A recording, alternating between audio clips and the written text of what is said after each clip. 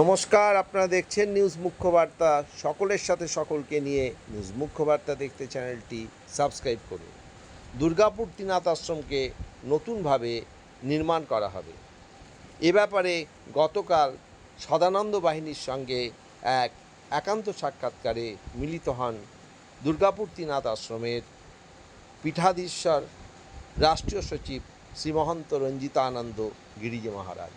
তিনি এই আশ্রমকে কিভাবে নতুনভাবে নির্মাণ করা হবে এবং সাজিয়ে তোলা হবে সে ব্যাপারে বিস্তারিত আলোচনা করেন সদানন্দ সেবা দলের সদস্যদের সঙ্গে এবং তাদের মতামত তিনি শোনেন।